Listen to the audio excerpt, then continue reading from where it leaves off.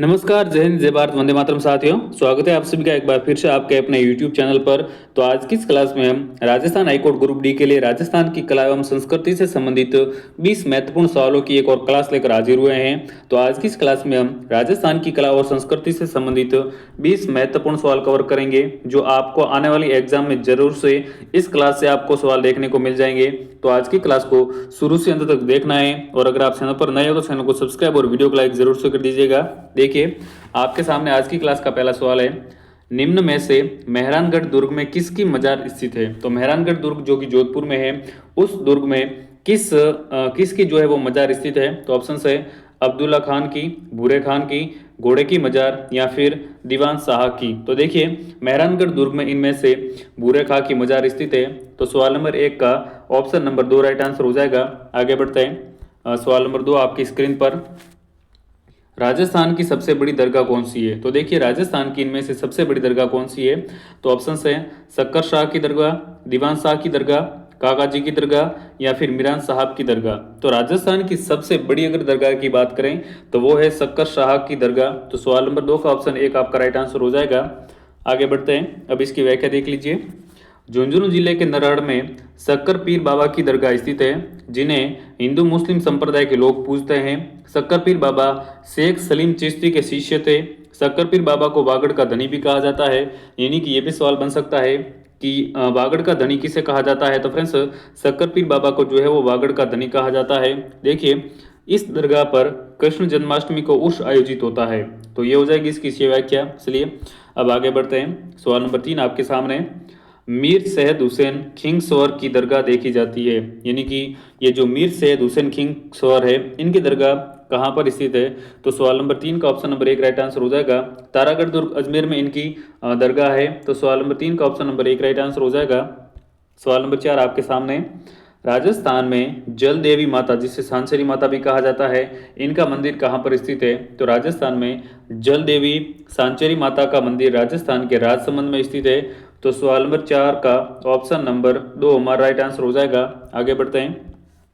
सवाल नंबर 5 आपके सामने, अजमेर के पुष्कर शहर में वरा मंदिर का निर्माण किसके द्वारा करवाया गया। तो देखिए, अजमेर में वरा मंदिर का निर्माण किसके द्वारा करवाया गया था। तो सवाल नंबर 5 का ऑप्शन नंबर 1 हमारा राइट आंसर हो जाएगा।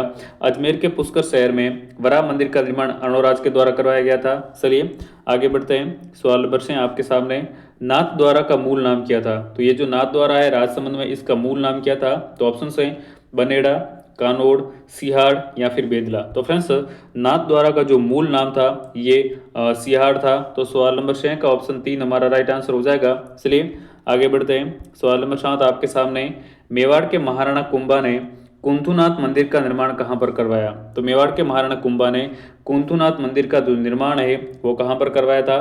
तो इन्होंने कुंथुनाथ मंदिर का निर्माण फ्रेंड्स करवाया था अपने सिरोही में। तो सवाल नंबर 7 का ऑप्शन नंबर 4 राइट आंसर हो जाएगा। आगे बढ़ते हैं। सवाल नंबर 8 आपके सामने, राजस्थान का कौन सा मंदिर चूहा का मंदिर कहलाता है।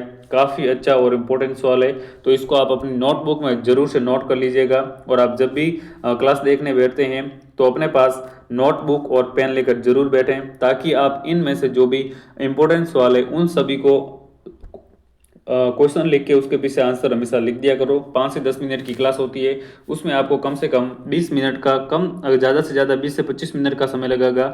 उसमें आप सभी के ये जो इंपॉर्टेंट सवाल हैं ये नोट डाउन होते जाएंगे। तो देखिए, चूहों का मंदिर किसे कहा जाता है। तो सवाल नंबर 8 का ऑप्शन नंबर 2 हमारा राइट आंसर हो जाएगा। करणी माता मंदिर देशनोक बीकानेर में जो है, इसको चूहों का मंदिर कहा जाता है। और इस मंदिर में जो सफ़ेद चूहे होते हैं उन्हें काबा कहा जाता है। क्या कहा जाता है, सफ़ेद चूहों को काबा कहा जाता है। इसलिए आगे बढ़ते हैं। सवाल नंबर 9 आपके सामने, आमेर दुर्ग में जगत शिरोमणि मंदिर का निर्माण किसके द्वारा करवाया गया था। तो फ्रेंड्स, आमेर दुर्ग में जगत शिरोमणि मंदिर का जो निर्माण है वो कनकावती के द्वारा करवाया गया था। तो सवाल नंबर 9 का ऑप्शन नंबर 2 हमारा राइट आंसर हो जाएगा। इसकी व्याख्या देख लीजिए। राजा मान सिंह के पुत्र जगत सिंह की स्मृति में रानी कनकावती ने एक मंदिर का निर्माण करवाया, जिसे जगत शिरोमणि मंदिर कहा जाता है। यानी कि इस मंदिर का जो निर्माण है वो जगत सिंह की स्मृति में कनकावती के द्वारा करवाया गया था। इस मंदिर में भगवान श्री कृष्ण की काले पत्थर की वही मूर्ति स्थित है जिसकी पूजा भक्ति मीराबाई करती थी। यानी कि इस तरह भी सवाल पूछा जा सकता है कि भगवान श्री कृष्ण की काले पत्थर की मूर्ति जिसकी पूजा मीराबाई करती थी वो राजस्थान में कहाँ पर स्थित है, तो वो स्थित है जगत शिरोमणि मंदिर अपने उदयपुर में। तो सवाल नंबर इसका ये भी राइट आंसर हो जाएगा। चलिए आगे बढ़ते हैं। सवाल नंबर 10 है 1544 में शेरशाह सूरी ने किस दुर्ग पर अधिकार कर लिया। तो देखिए 1544 में शेरशाह सूरी ने किस दुर्ग पर अधिकार कर लिया था, तो आपके सामने इसका राइट आंसर हो जाएगा ऑप्शन नंबर 4। 1544 में शेरशाह सूरी ने मेहरानगढ़ दुर्ग पर अधिकार कर लिया था।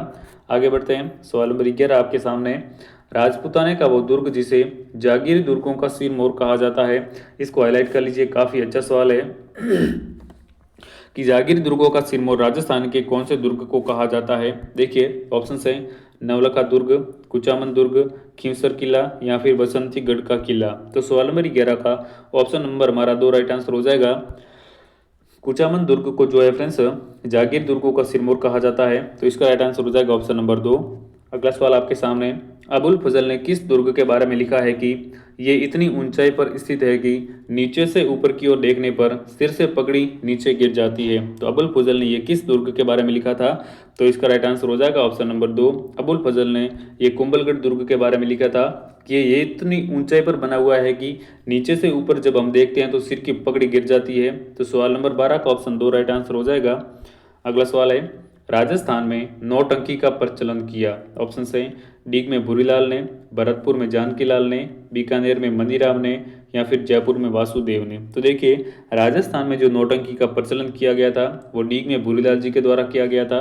तो सवाल नंबर 13 का ऑप्शन 1 राइट आंसर हो जाएगा। आगे बढ़ते हैं। सवाल नंबर 14 आपके सामने निम्न में से राजस्थान के किस क्षेत्र से अली बख्शी ख्याल संबंध है, यानी कि अली बख्शी ख्याल का संबंध किस क्षेत्र से है, तो इसका राइट आंसर हो जाएगा ऑप्शन नंबर 3। अली बख्शी ख्याल का संबंध जो है वो मेवात से है।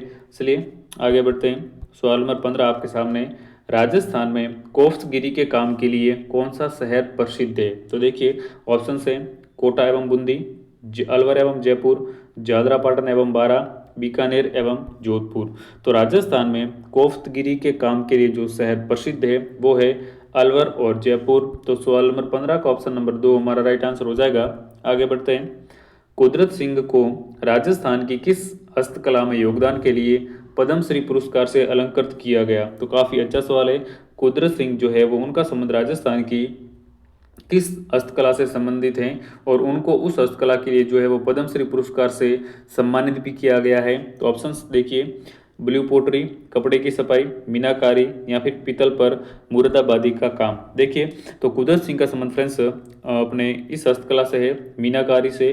तो सवाल नंबर 16 का ऑप्शन नंबर 3 हमारा राइट आंसर हो जाएगा। चलिए आगे बढ़ते हैं। सवाल नंबर 17 आपके सामने पद्मश्री सम्मानित कृपाल सिंह शेखावत का संबंध है मांडना से, उस्ता कला से, ब्लू पोट्री से या फिर कालबेलिया नृत्य से। तो देखिए कृपाल सिंह शेखावत का संबंध जो है फ्रेंड्स ब्लू पोट्री से है, जिसके लिए इन्हें पद्मश्री से सम्मानित किया गया था। तो सवाल नंबर 17 का ऑप्शन 3 राइट आंसर हो जाएगा।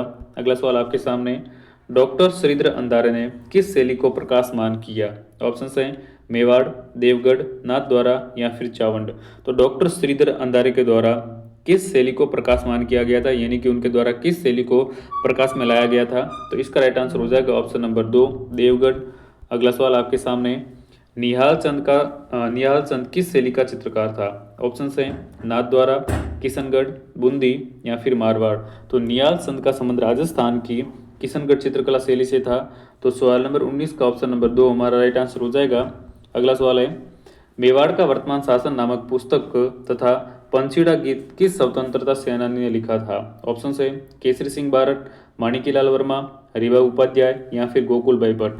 तो ये जो मेवाड़ का वर्तमान शासन नामक पुस्तक और पंचीड़ा जो गीत है ये किसके द्वारा लिखे गए थे। तो इसका राइट आंसर हो जाएगा ऑप्शन नंबर 2 माणिकीलाल वर्मा। तो फ्रेंड्स आज की इस क्लास में हमने राजस्थान की कला और संस्कृति से संबंधित 20 महत्वपूर्ण सवाल कवर किए हैं। तो अगर आपको आज की क्लास पसंद आए तो वीडियो को लाइक, शेयर और चैनल को सब्सक्राइब जरूर कर दीजिएगा। मिलते हैं अगले एक और नए वीडियो में, तब तक के लिए नमस्कार।